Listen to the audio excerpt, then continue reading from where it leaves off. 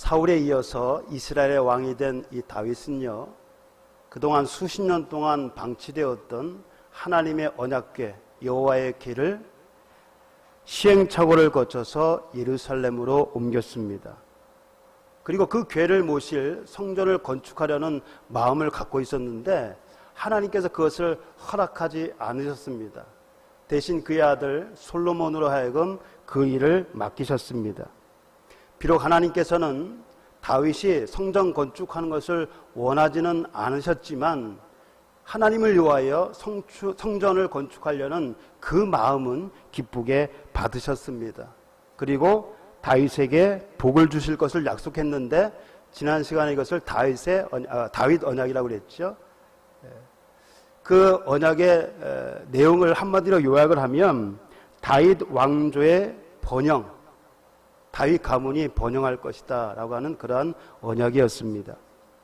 이러한 일이 있은 후 다윗은 그동안 점령하지 못했던 블레셋과 더불어서 이스라엘의 주변 국가를 정복해 나갑니다.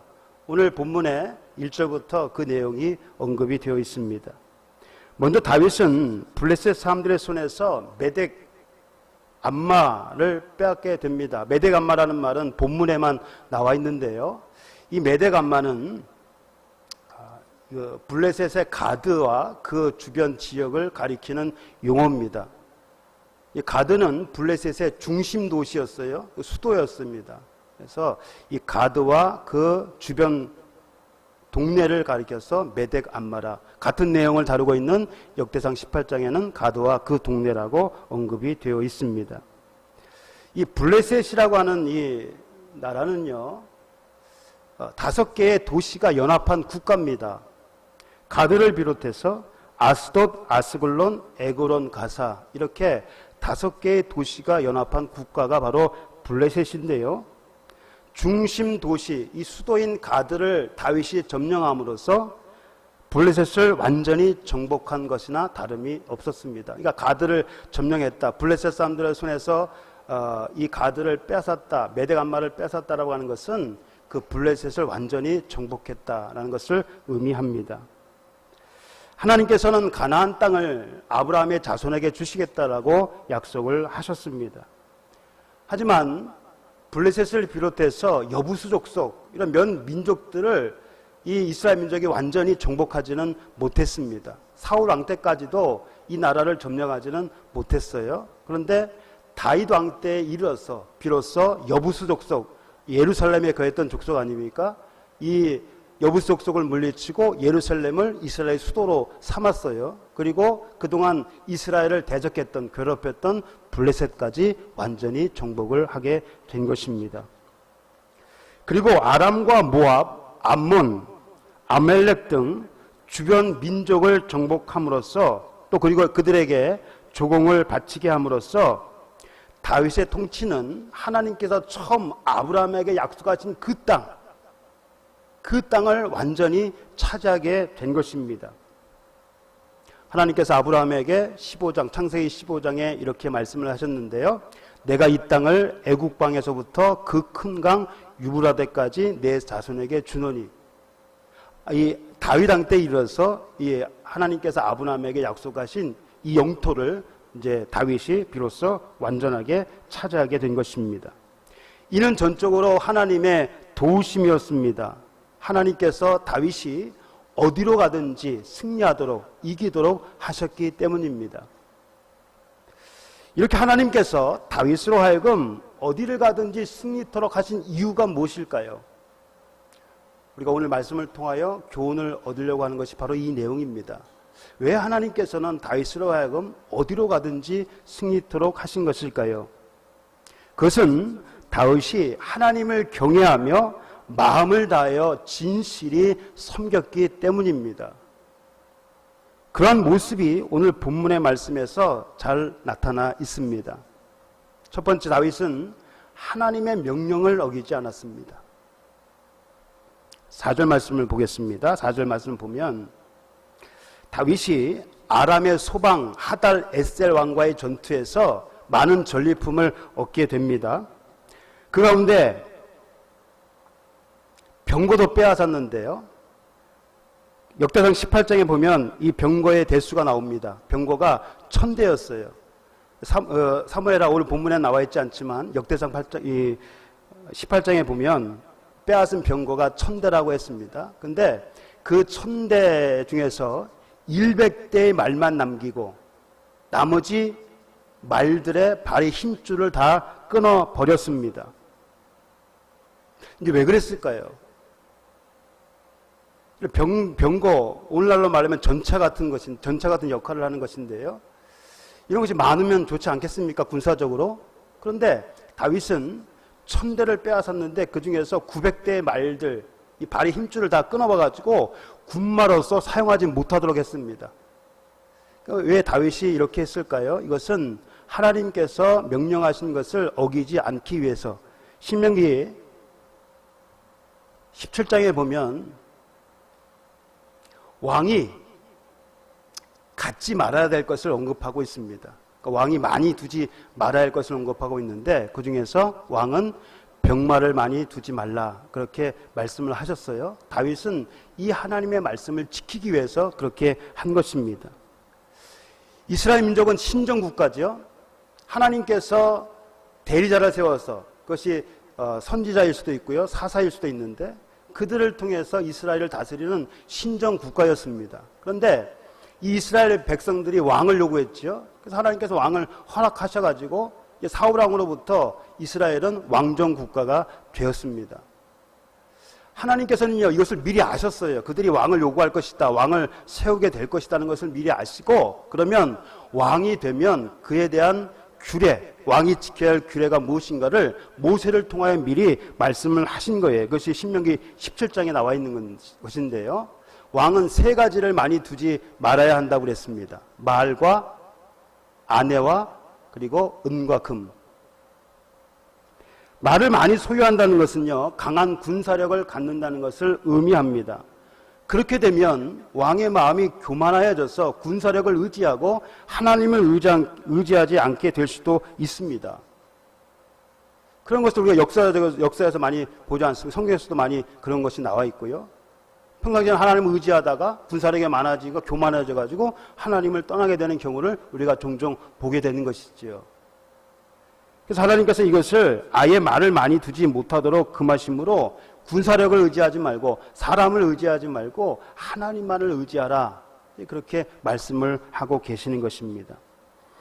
따라서 다윗이 병거 100대의 말만 남기고 모든 말, 그 말의 힘줄, 발의 힘줄을 끄는 것은 군사력이 아닌 사람의 힘이 아닌 오직 하나님만을 자신의 도우심으로 삼겠다는 의지를 표명한 것입니다. 이러한 모습은요, 전임 왕이었던 사울과는 확실히 비교가 됩니다. 여러분, 사울이 어떤 사람이었습니까? 이스라엘 초대왕 사울이요, 처음에는 자신을 하찮은 존재로 여겼습니다. 나 같은 사람이 어떻게 이스라엘 왕이 될 수 있는가? 하찮은 존재로 여겼어요. 겸손했다는 것이죠. 이 사울이 겸손했을 때, 하나님을 의지했을 때 하나님께서는 그러하여금 주변 민족들, 이스라엘을 대적하는 나라들을 쳐서 승리하도록 인도하셨습니다. 사무엘상 14장에 보면 그러한 내용이 나와 있는데요. 이렇게 하나님의 은혜로 자꾸 이기잖아요. 승리를 하게 되잖아요. 그런데 어느 순간인가 이 사울이요, 마음이 점점 변하기 시작합니다. 교만한 마음이 싹트고요, 하나님을 거역하려는 마음, 불신앙의 사람으로 이 사울이 점점 변해갔습니다. 그는 하나님께 묻지 않았다라고 성경은 말하고 있습니다. 하나님께 묻지 않았어요. 기도하지 않았습니다. 무슨 일을 하든지 하나님께 묻고 하나님이 뜻대로 행해야 되는데 자기가 하고 싶은 대로 한 거예요. 자기의 소견에 오른 대로. 마치 사사시대의 사람들처럼 이 사울은요, 하나님께 묻지 않고 자기의 소견에 오른 대로 행했던 사람이었습니다. 하나님의 명령보다, 하나님의 말씀보다 사람의 말에 더 귀를 기울인 사람이 바로 이 사울이에요. 왜 사람의 말에 귀를 기울였습니까? 사람들에게 인기를 얻기 위해서. 사람들의 말을 들어줌으로써 그들에게 인기를 얻기 위해서. 그러니까 사울은요, 한마디로 하나님께 인정받기보다는 사람에게 인기를 얻는 것을 더 소중하게 여겼던 불신앙의 사람이었습니다. 그런데 다윗은 어떻습니까? 다윗은요, 늘 하나님께 묻고 자기의 뜻이 아닌 하나님의 뜻대로 행했던 사람이었습니다. 사람의 말보다 하나님의 말씀에 더 청종을 했습니다. 그러니까 이런 다윗을 하나님께서 어디로 가든지 이기도록 하셨고 그가 무슨 일을 하든지 형통케 하신 것입니다. 하나님을 경외하며 마음을 다해 진실히 하나님의 뜻을 따라 행했던 이 다윗, 그런 다윗에게 하나님이 함께 하신 것이지요. 두 번째, 다윗은요, 하나님의 성전을 사모한 사람입니다. 하나님께서는 다윗이 성전을 건축하려는 마음을 가졌지만 그것을 허락하지 않으셨어요. 대신 그의 아들 솔로몬에게 그 일을 맡기셨는데, 이것이 다윗 언약에 나와 있는 내용이에요. 그런데 이때는 솔로몬이 태어나기 전입니다. 여러분, 솔로몬이라고 하는 이름도요, 하나님께서 정해주신 이름이에요. 사람이 지은 이름이 아니고 하나님께서 정해주신 이름입니다. 한 아들이 내게서 나리니 그의 이름을 뭐라고 하라고요? 솔로몬이라 하라. 솔로몬은 하나님이 정해주신 이름이에요. 솔로몬이 태어나기도 전에 하나님께서 이 약속을 해주신 것입니다. 여러분, 솔로몬이 몇 살 때 왕위에 올랐습니까? 다윗은 30살 때 왕위에 올랐는데 이 솔로몬이 몇 살 때 왕위에 올랐는지는 알 수가 없어요. 이스라엘 3대 왕으로 등극을 했는데 몇 살에 왕위가 됐는지는 알 수가 없습니다. 근데 학자들은 20세 전으로 보고 있어요. 여러 가지 근거를 들어서 20세 전으로 보고 있는데, 다윗은 비록 자신이 성전을 건축할 수는 없었지만, 하나님께서 허락하지 않으셨지만 그의 아들이 성전을 지을 수 있도록 만반의 준비를 했습니다. 자기는 성전을 건축할 수 없지만 자기 아들 솔로몬이 성전을 짓도록, 그 재료들이 모자라지 않도록 만반의 준비를 했어요. 본문에 의하면 다윗은 아람의 소바왕 하달 에셀에게서 빼앗은 금방패, 그리고 그 마을에서, 그 고을에서 빼앗은 놋을 하나님께 드렸다. 9절에 이하에, 7절 이하에 나와 있죠. 또 그가 정복한 모든 나라에서 얻은 금과 은도 하나님께 드렸다고 했습니다. 그리고 하마당 도이가 그의 아들 요람을 통해 보낸 은그릇과 금그릇, 그리고 놋도 전부 하나님께 다 드렸어요. 그러니까 자기가 전쟁에서 이게 승리해서 빼앗은 전리품들, 그 모든 것들, 은과 금, 놋을 성전 건축을 위하여 다 준비를 한 거예요. 하나님께 드림으로 준비를 했던 것입니다. 근데 이 다윗이 드린 그 재료, 그러니까 하나님께 드린 성전 비용이 얼마였냐면, 다윗이 하나님의 성전 건축을 위해서 드린 재물이 금 10만 달란트와 은 100만 달란트라고 그랬습니다. 녹과 철은 그 무게를 달 수 없을 만큼 엄청나게 많이 준비를 했고요. 그 외에도 제목과 돌을 많이 준비를 했습니다. 다윗뿐만 아니라 이스라엘 백성들, 이스라엘 지도자와 백성들 역시 많은 예물을 하나님께 드렸습니다. 다윗은요, 백성들이 자원하여 기쁜 마음으로 성전 건축을 위하여 예물을 드리는 것을 보고 이렇게 얘기를 합니다. 우리가 주의 손에서 받은 것으로 주께 드렸을 뿐이니이다. 하나님께서 주신 것을 그냥 하나님께 돌려드렸다는 거예요. 성전을 짓는다라고 하니까 백성들이요, 예물을 다 드린 거예요. 근데 어떻게 드렸느냐? 억지로 드린 것이 아니라 기쁜 마음으로, 자원하는 마음으로 예물을 드렸어요. 그러니까 다윗이 이것을 보고 이렇게 고백을 했는데 아마 그 백성들도 이런 고백을 아마 했을 것 같아요. 우리가 주께 받은 것을 그냥 하나님께 돌려드립니다. 이것은 우리의 것이 아니고 하나님의 것입니다. 기쁜 마음으로 하나님께 드립니다. 그런 고백을 했을 것 같습니다. 출애굽한 이스라엘 백성이 시내 광야에 머물러 있을 때, 시내 광야, 시내산 밑에 이제 광야, 시내 광야에 머물러 있을 때 성막을 제작했죠. 그 성전 비용, 성막의 건축 비용이 출애굽기 38장에 나와 있습니다. 38장 24절 이하에 성소, 그러니까 성막 건축 비용이 나와 있어요. 금은 얼마, 은은 얼마, 뭐 놋은 얼마 쭉 나와 있는데요. 현재의 가치로 환산하면 성막, 그 다음에 제사장 옷들, 이 모든 것들 다 만드는데 총 들어가는 비용이 얼마나 됐냐면 한 500억 가까이 된다고 합니다. 수백억. 오늘날 현재의 가치로 이것을 따지면 수백억의 돈이 들어야 이 성막을 건축할 수 있다 그래요. 금이 얼마나 많이 들었겠습니까? 그렇죠? 자, 그러면 이 백성들은, 이스라엘 백성들은 이 많은 재료들을 언제 준비한 것일까요? 여러분, 지금 노예 생활을 하고 있었다가 이제 출애굽을 한 거, 이집트를 떠난 거 아니에요? 근데 이스라엘을 떠난 지 한 1년 만에 성막을 짓겠다라고 하니까 이 비용들을 누가 됐어요? 백성들이 된 겁니다. 지도자들, 이스라엘 백성들이 다 합심해서 된 거예요. 그러면 이 백성들은 이 많은, 이 엄청난 비용들을 어떻게 준비했을까요? 자, 하나님께서 아브라함에게 이렇게 말씀을 하셨어요. 내 자손이 이방에서 객이 된다. 이집트에 이제에서 노예 생활을 하게 됐다. 400년 동안 그렇게 할 것이다라는 것을 말씀을 하시면서 그들이 이제 그 후에 큰 재물을 이끌고 나오게 될 것이라 아브라함에게 이렇게 말씀을 하셨습니다. 그리고 430년 만에 이스라엘 백성이 이집트에 내려간 지 430년 만에 다시 나오게 되는데, 그때 이 이스라엘 백성들이요, 이집트 사람들에게 은과 금, 의복들을 달라고 해서 그것을 가지고 나왔어요. 이것은 모세의 지시에 의한 것입니다. 이스라엘 자손이 모세의 말대로 하여 애굽 사람에게 은금 패물과 의복을 구하니까 그들이 아낌없이 달라는 대로 다 줬어요. 그냥 왜 달라는지 묻지도 않았습니다. 그냥 달라는 대로 다 줬어요. 근데 이것이요, 하나님께서 그렇게 하시도록 했다고 성경은 기록하고 있습니다.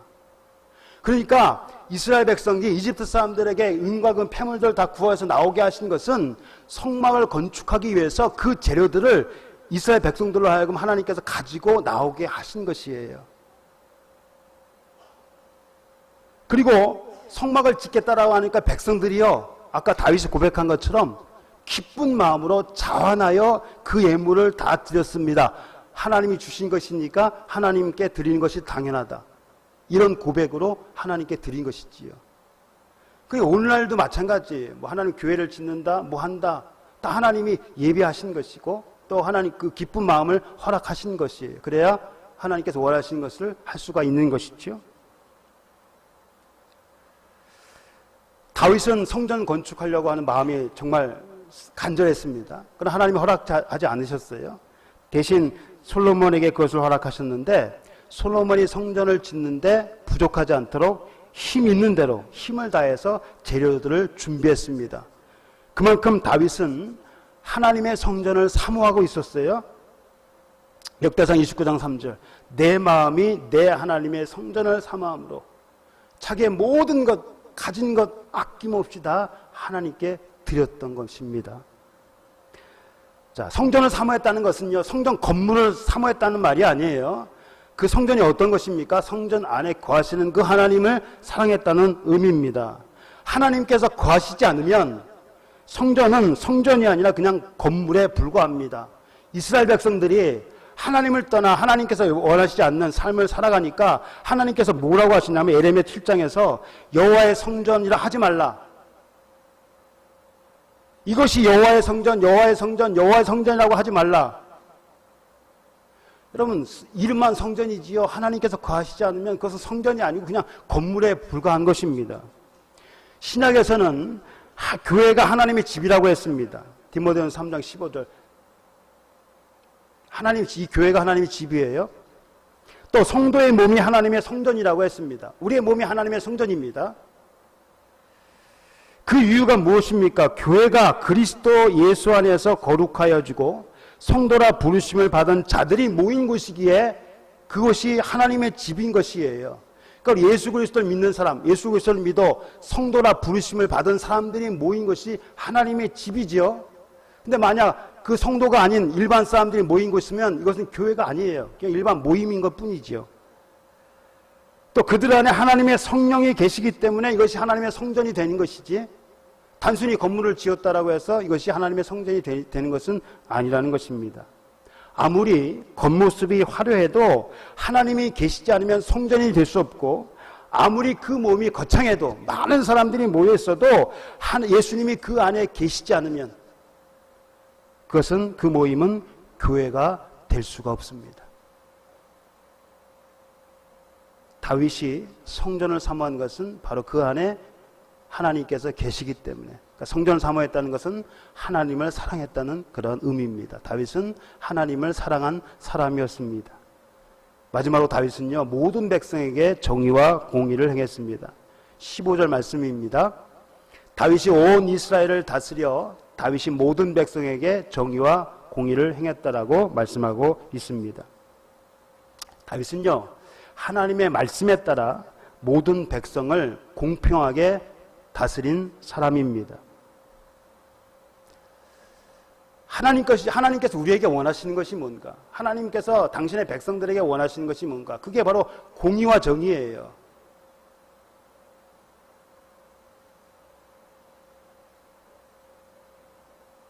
하나님께서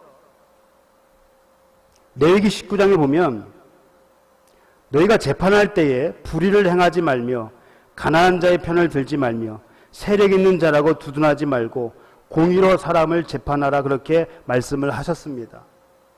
송사의 당사자가 가난한 사람이라고 봐주지 말고 또 부당하게 대우하지 말고 언제나 공평하게 대하라는 거예요. 그 사람이 가난하든 부자든 세력이 있든 상관없이 그냥 다 공평하게 재판을 하라는 것입니다. 그러나 유전무죄, 무전유죄라는 말이 나오잖아요. 돈이 있는 사람은 죄가 없고 돈이 없는 사람은 죄가 있다. 무슨 말입니까?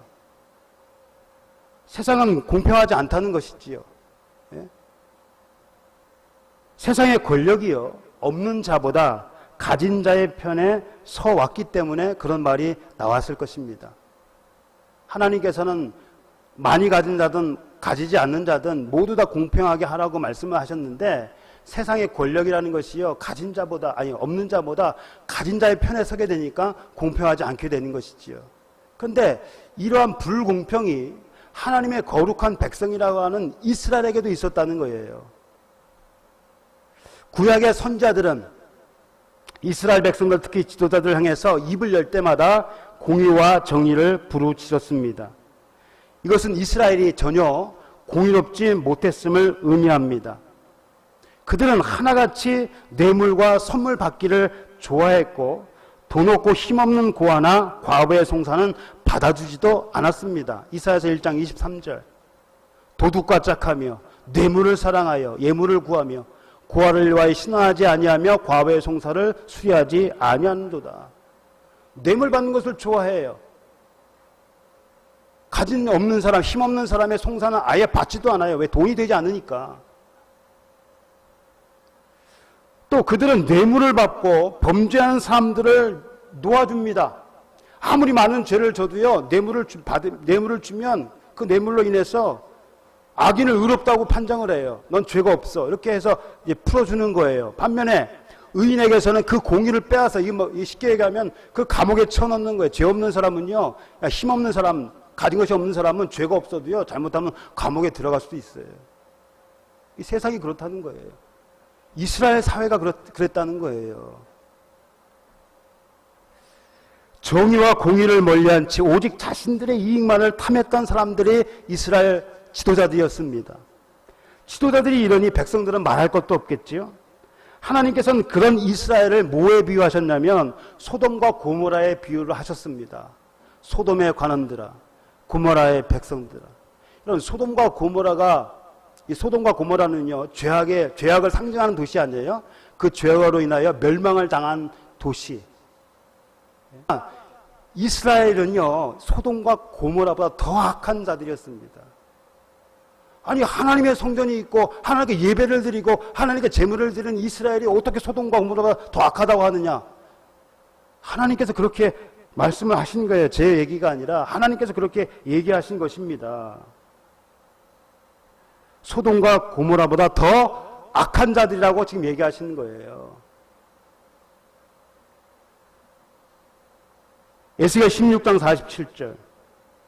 당시의 사회가요, 얼마나 부패했는지, 얼마나 악했는지를 잘 보여주고 있습니다. 잠언교자는 이렇게 얘기를 합니다. 공의와 정의를 행하는 것은 제사 드린 것보다 여호와께서 기쁘게 여기시느니라. 하나님께서 우리에게 요구하신 것이 무엇인가? 예배 잘 드리는 것, 헌금 많이 하는 것, 뭐 봉사 잘하는 것. 여러분, 이스라엘 백성들은요, 우리보다 더 열심으로 하나님을 섬겼습니다. 모일 때 잘 모였어요. 헌금도 많이 드렸습니다. 뭐 금식도 하고요. 그렇게 열심으로 모이고 하나님께 제물을 많이 드렸음에도 하나님께서 그것을 거부하신 이유가 뭐예요? 그렇게 하면서 동시에 악을 행했기 때문입니다. 공의와 정의를 하나님께 기뻐하시는데 그것을 행하지 않고 형식적인 것에만 집중을 했던 거예요. 이스라엘 백성들이요. 그러니까 하나님께서 이렇게 말씀하시잖아요. 공의와 정의를 행하는 것은 제사 드리는 것보다 여호와께서 기쁘게 여기신다. 그렇게 지금 말씀을 하시는 것입니다. 하나님 나라의 백성으로서의 삶, 하나님께서 우리에게 원하신 것이 뭐냐면 하나님 나라의 백성으로서의 삶, 그리스도인으로서의 삶입니다. 공의를 행하고 인자를 사랑하고 겸손히 하나님과 동행하는 것, 하나님께서 이것을 우리에게 요구하시는 것입니다. 다윗은 하나님의 말씀에 입각하여서 모든 백성에게 이 공의와 정의를 행했습니다. 이것은 장차 그리스도로 말미암아 이룩될 하나님의 나라와 의로운 통치를 예표해 주고 있습니다. 그러니까 다윗은 예수 그리스도를 예표하는 사람이에요. 사랑하는 성도 여러분, 다윗은 그의 생애 가운데 수많은 전쟁을 치렀고 그 전쟁 때마다 하나님께서 그를 승리토록 하셨습니다. 어디로 가든지 여호와께서 그로 하여금 이기게 하신 결과였습니다. 다윗은 햇사람 우리아의 일 외에는 평생에 여호와 보시기에 정직하게 행하고 자기에게 명령하신 모든 일을 어기지 않은 사람이었습니다. 또 하나님의 말씀에 따라 백성들에게 정의와 공의를 베풀었습니다. 다윗은요, 늘 하나님께 여쭙고 무슨 일을 하기 전에 늘 하나님께 여쭙고 자기의 소견이 아닌 하나님께 원하시는 대로 행동을 했습니다. 사람을 두려워하기보다는. 사울은요, 사람을 두려워했어요. 하나님께서 아멜렉을 진멸하라고 하셨는데 백성들이 왕이여, 이 좋은 것 좀 남겨둡시다. 왜 다 없앱니까? 하찮은 것은 다 없애고 좋은 것은 남겨둡시다 라고 해서 그의 말을 들었어요. 사무엘이 나중에 책망을 하니까 내가 백성들이 때문에 어쩔 수 없이 그렇게 했다. 내 백성들을 두려워해서 어쩔 수 없이 그렇게 했다라고 고백을 합니다. 하나님을 두려워해야 되는데 사람을 더 두려워해요. 그런데 이 다윗은요, 사람보다 하나님을 더 두려워한 사람, 사람의 말이 아닌 하나님의 말씀을 청종한 사람이었습니다. 여러분, 다윗이 얼마나 암담한 현실을 살아왔습니까? 아무런 죄를 짓지 않았는데 사울에게 쫓겨서 죽을 위기를 얼마나 많이 넘겼습니까? 끝이 보이지 않아요. 언제 이것이 끝날까? 암담한 현실 속에서 그는 하나님을 바라보았고 희망을 가졌습니다. 그 어려움 속에서도 도울 힘이 없는 인생이 아니라 그 인생의 생사복을 주관하시는 하나님만을 의지했습니다. 그러니까 하나님께서 그런 다윗으로 하여금 어디를 가든지 이기도록 하셨고 무엇을 하든지 형통케 하신 것입니다. 그 하나님께서 오늘 우리와 함께 하십니다. 다윗처럼 우리도 하나님만을 바라보기를 원합니다. 항상 겸손히 하나님과 동행하는 삶, 어렵다고 세상과 타협하지 않고 언제나 공의와 정의를 실천하는 삶, 사람의 말보다는 하나님의 그 말씀에 더 귀를 기울이는 사람, 다윗의 생애를 책임져 주시고 인도해 주신 그 하나님께서 오늘도 우리의 삶을 지켜주시고 선한 길로 인도해 주실 줄로 믿습니다.